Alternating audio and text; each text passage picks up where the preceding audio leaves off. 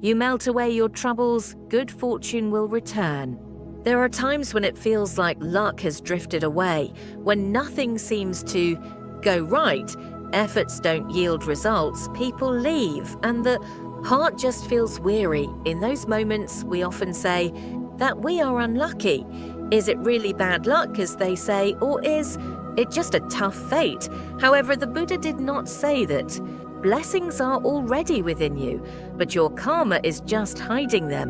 It's not that there are no blessings, it's not that all blessings have left. It is simply that the blessings are lingering where the obstacles are present. A person's blessings do not fall from the sky, they bloom from the heart. However, if that heart becomes clouded with greed, anger or resentment, those blessings cannot enter and will hesitate at the door. The Buddha referred to that as karma. The accumulation of karma has become an obstacle that blocks the flow of blessings. So how can we make the blocked blessings flow again? I intend to slowly unravel, one by one, following the Buddha's teachings, why the blessings of life stop, and how to dissolve the karma for those blessings to return. Blessings are ready to stay with you.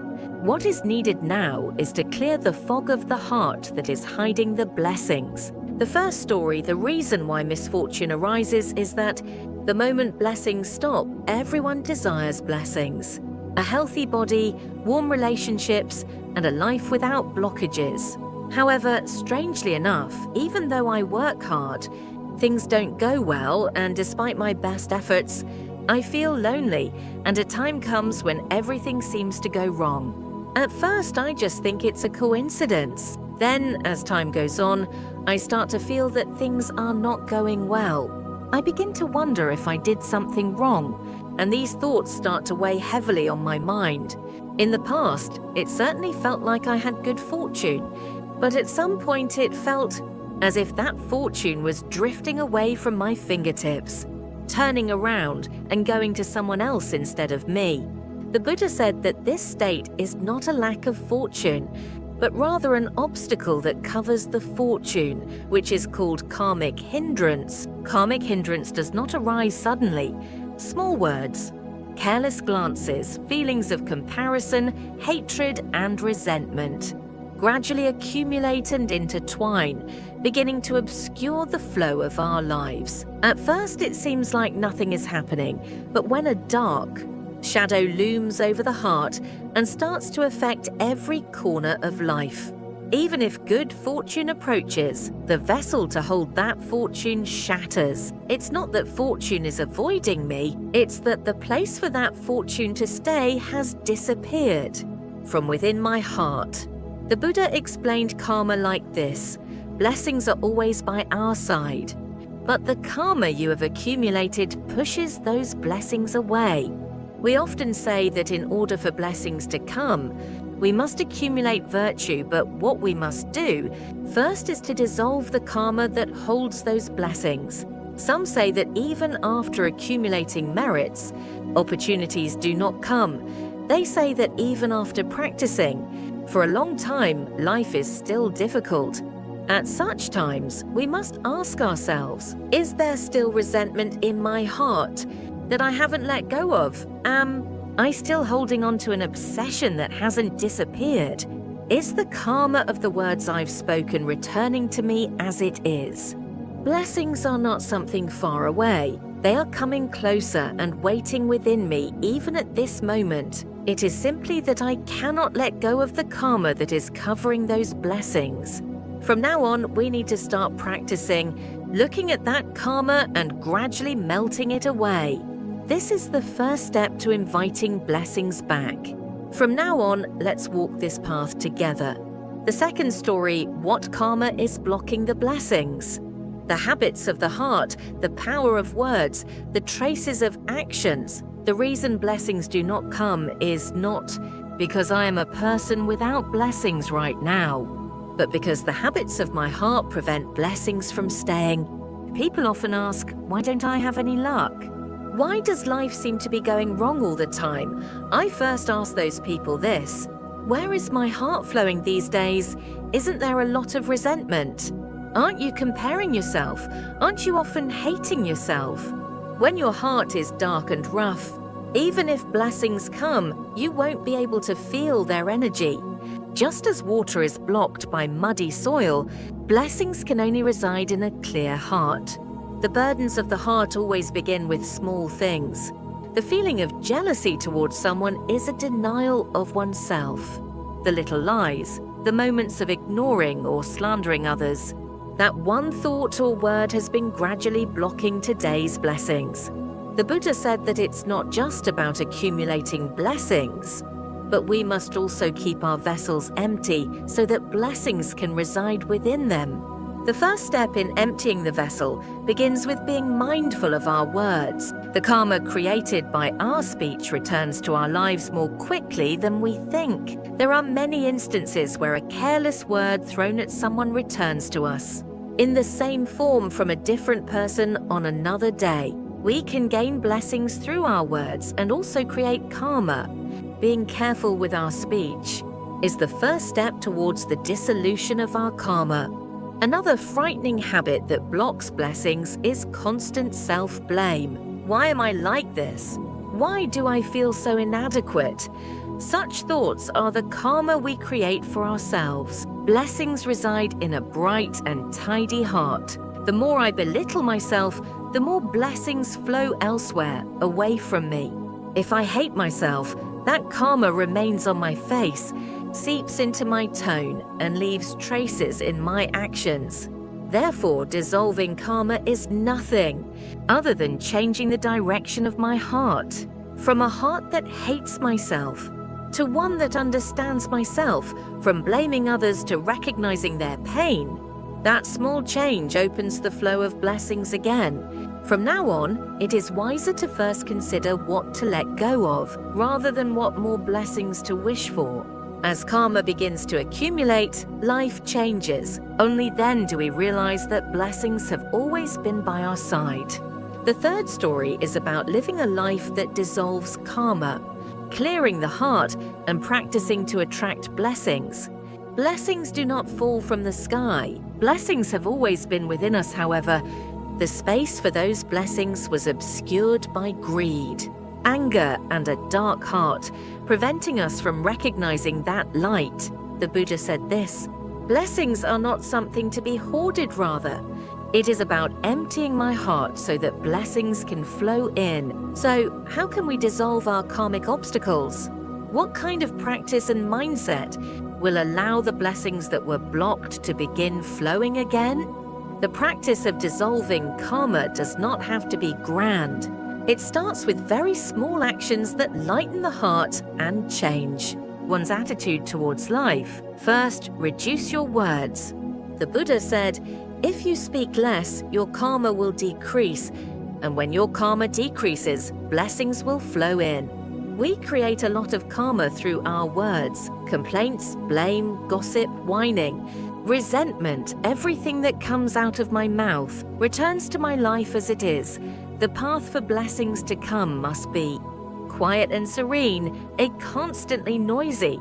Mind and sharp words cannot hold blessings. Reflecting on the unnecessary words I spoke once a day, this itself is the first practice that dissolves negative karma. Secondly, observing the mind. Karma does not come from outside. It arises from the mindset and thoughts I carry in my life. A person who is always filled with dissatisfaction, constantly comparing and hating, and who considers themselves worthless, is essentially kicking away the opportunities to create good fortune. Before finishing the day, quietly ask yourself how your heart felt today. It is about quietly observing every word, thought, and gaze I held as if looking into a mirror. As this observation accumulates, the mind gradually becomes clearer, and on that clear mind, good fortune begins to slowly return. Thirdly, creating small merits. People often think that only great deeds create fortune, but in reality, fortune starts from very small acts of kindness. A bright smile, a gentle word, or a quiet prayer for someone. All of this is about gradually melting away. karma and reopening the flow of blessings, serving a warm meal to someone, being a source of strength for those weaker than myself, and comforting myself without self-blame. These are all virtues that are etched in the heavens, and the key to melting away karma lies in changing the way I live my life. In a life that is always busy, we lose the place where blessings can settle amidst the days that flow by without a moment. To reflect on our hearts, taking a moment to pause and look at the day, as if in prayer, that quiet moment gradually melts away our afflictions and leads me back to the place of blessings. The Buddha said, "If you purify your heart, blessings will naturally follow you like your shadow." From now on, rather than striving to grasp blessings, it is time to create a self where blessings can reside. Blessing is not a condition but a result. When my life flows correctly, blessings are the guests that come along that path.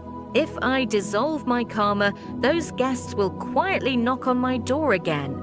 The fourth story, the moment blessings return, the changes. In a life where karma has been dissolved, blessings return without any signal. Without warning, like spring snow melting, they quietly seep into my life. Not many people know that moment because fortune approaches not with dazzling changes, but rather with a gradually lightening heart. There was a middle-aged female believer who had been betrayed by her husband and had grown distant from her children. Her heart was filled only with dark shadows of resentment and loneliness. At first, she blamed the world, asking why this was happening only to her, but one day she began to quietly learn how to pray. At first, it was only tears. She cried during her prayers, and feelings of self-blame kept surfacing, but she prayed for herself for 10 minutes every day. Without suppressing those feelings, I forgive my foolishness. I will not blame anyone. I pray that blessings will return. I empty my heart. After a few months, strange things started happening one day. My son, who hadn't contacted me for a long time, called to wish me a happy birthday, and I strangely felt more at ease in my relationships with new people. She says, "My life hasn't changed, but starting one day, people began to treat me warmly. I now understand that it's all because my heart has changed. Fortune does not come suddenly like luck.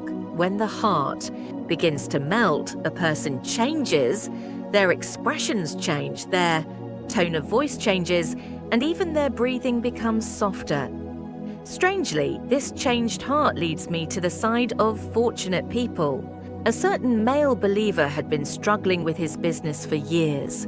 Knowing the karma he had created, he quietly began to offer prayers to dissolve it. Every morning at dawn, he recalled the lies he had told, the careless words he had spoken, and the people he had ignored, repenting and praying for each memory. One day he said this, "It wasn't my goal for the business to do well again, but as I prayed, I naturally began to see the direction I needed to go. Once my heart became calm, people started to gather around me again. The moment blessings return truly comes quietly. When the morning sunlight feels particularly warm, when someone's words sound comforting, when I no longer blame myself. All those moments are signs that blessings have started to return. Blessings stay with those who have a peaceful heart. They quietly dwell in that person's footsteps, gaze, and breath. Where do those blessings come from? That person was born quietly from the accumulated karma. The Buddha said, it is a return to oneself. You, who are watching this video, will someday quietly feel the flow of blessings. If your karma is dissolving now, blessings are already by your side. The attitude of life that keeps blessings. The way to not create karma again, blessings will return. However, how long those blessings stay depends on the life I lead. It is important to call forth blessings, but it is even harder to maintain them. The Buddha said this: blessings hope that you remain awake and wish for you to be clear-minded. Blessings dwell In clear waters, but we often return to our old habits when blessings come back. Our words become harsh, pride arises, our hearts loosen, and we forget to be grateful.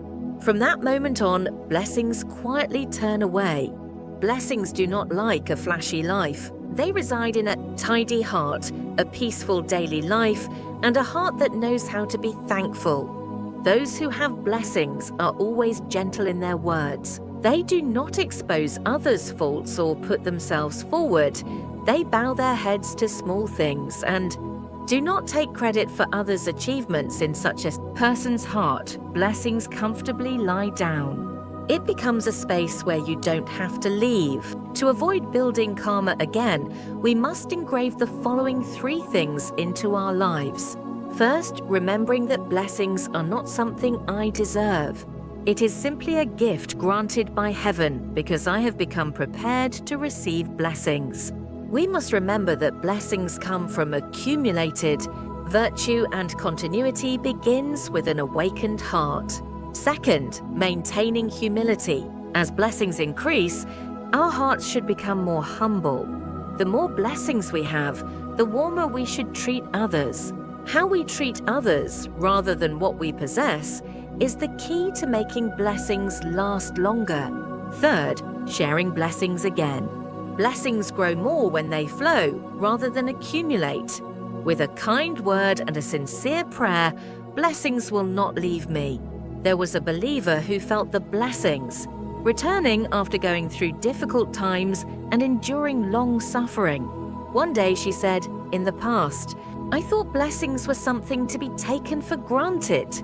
But now I understand. I realized that blessings need to be kept. So I started to share as much as I received. And interestingly, my life became stronger." Her face was filled with tranquility. That is the face of a person where blessings reside. Blessings know how to linger.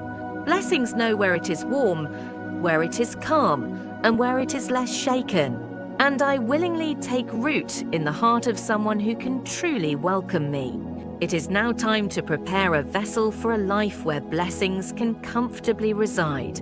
Rather than just waiting for blessings, the Buddha said, blessings grow greater when you forget yourself and benefit others. Blessings are not just for oneself. They bloom through relationships and deepen as they are shared. I hope the blessings that reside within you flow out into the world through you. The next story, the quiet miracles that come after the dissolution of karmic obstacles. True change comes like this. Karmic obstacles darken life little by little without leaving a trace, casting shadows on a person's tone, thoughts, and choices, much like dust on a window. When you gradually melt away that burden, life doesn't suddenly shine. Instead, it feels slightly less heavy and a bit warmer in some way. That's a sign that good fortune has started to return. In the past, I felt anxious for no reason. Even when I met people, I wasn't comfortable, and whenever I tried to start something, I kept collapsing inside. However, only after melting away my karma did I realize that those feelings were created by me. It wasn't because of anyone else or my environment. It was the karma accumulated within me that was blocking the sunlight of life. When the karma is melted away, a person changes. Their words become softer, their expressions warmer, and even their inner monologue quiets down. If someone said something to me, I would have been hurt in the past, but now I just laugh it off.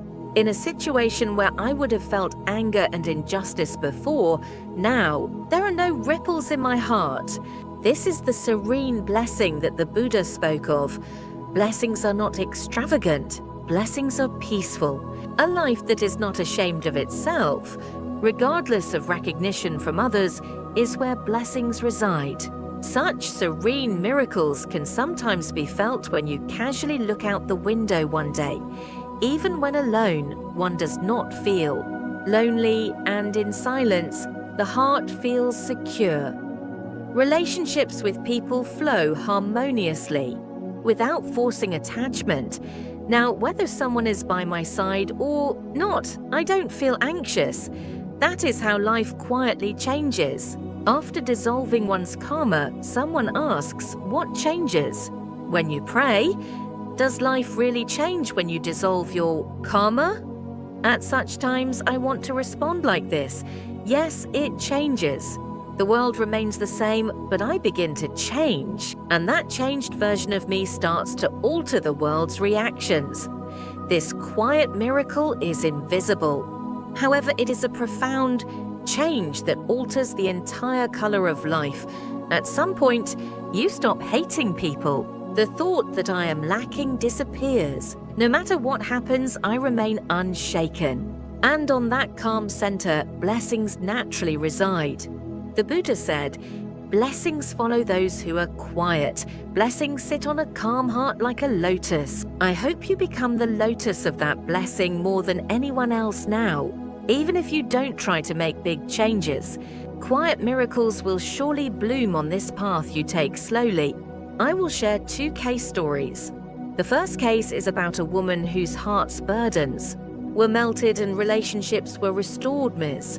Han has been in conflict with her mother-in-law for a long time. The arguments, small wounds, and words mixed with blame that have accumulated since the early days of our marriage eventually led to a state where just seeing each other made me feel sick. She often said that I was unlucky.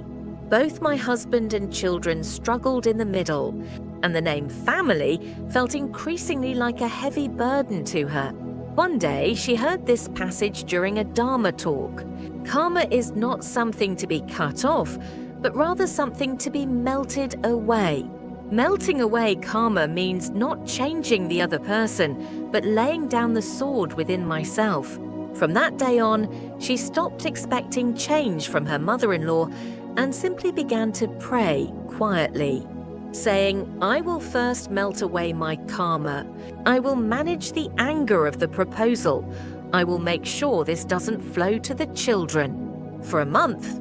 For 2 months, there didn't seem to be any significant changes, but one day my mother-in-law spoke up after dinner, saying that my face has become a bit more relaxed these days. She says she cried that day. It wasn't her mother-in-law who changed, but her own heart. Since that day, the fights have decreased and the family atmosphere has become much softer. She says that receiving blessings isn't about the other person loving me, but rather about the moment I stop hating the other person. This is the story of the second life, a story of a middle-aged man whose life changed after letting go of long-held resentment. A man in his 50s had lived for nearly 30 years resenting his father. From a young age, his father silently made life difficult for the family. With a violent tone and indifferent attitude, those memories cast a shadow over his personality and his entire life. In society, I couldn't easily trust people, and although I pretended to be strong on the outside, I was always shaken by anxiety and anger on the inside. One day, he paused when he heard the question, "Do you still have your father in your heart?" And he answered like this, "It's been over 10 years since that person died, but I am still fighting every day within myself." He said that on that day, he realized that he was not just severing ties with his father, but was constantly reflecting on and repeating his past karma. After that, he began practicing letting go of his karma rather than seeking forgiveness. During his prayers, he recited these words every day, "You must have suffered too. I was also in pain, and I want to stop this cycle now." A few months later, he had a dream where his father returned to his childhood self, silently looking at him, nodding and leaving. After that day, he said his heart was awakened, and strangely, he felt lighter. Above all, his relationships with those around him became smoother, and most importantly, he no longer tormented himself. True fortune begins on the day I stop tormenting my own heart. As he said, blessings begin to quietly settle in the place where misfortune has disappeared.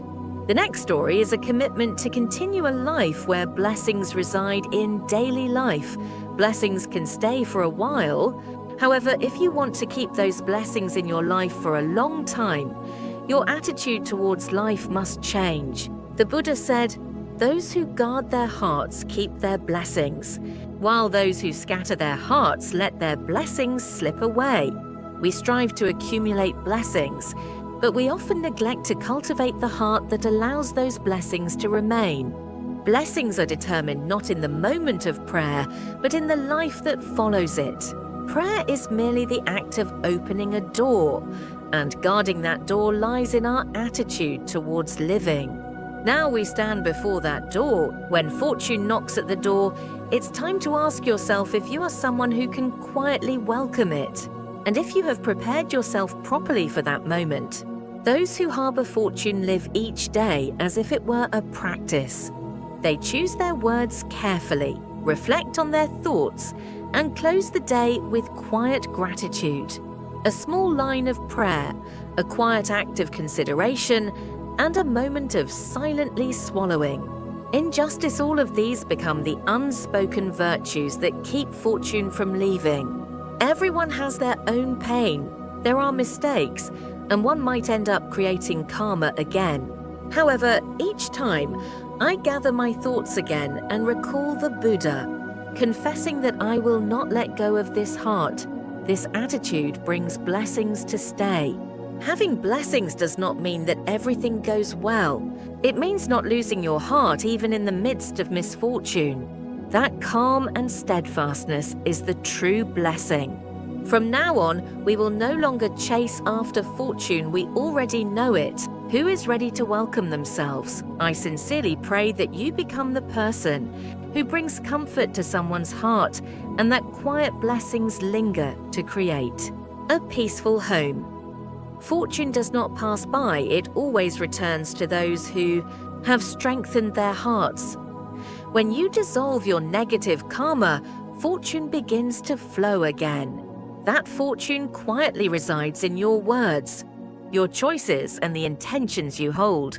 You no longer need to envy the lives of others. The fortune that can stay within you is already approaching. Even if life is a bit tough and your heart is often shaken, don't give up. Blessings first remember the hearts of those who are calm. If today's video could melt away some of the heavy burdens in your heart, please share the words that resonated with you the most in the comments.